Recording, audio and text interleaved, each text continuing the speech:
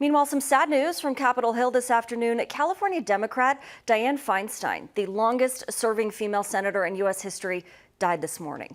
Governor Pillen has ordered all flags to be flown at half-staff in honor of the senator. Feinstein was an ardent proponent of gun control during her career and championed the assault weapons ban then-President Bill Clinton signed into law in 1994. She also served as the chair of the Senate Intelligence Committee during her career. Feinstein was suffering from a string of health issues of late and planned to retire at the end of her current term. Drew Petrimo has more about the senator's incredible life.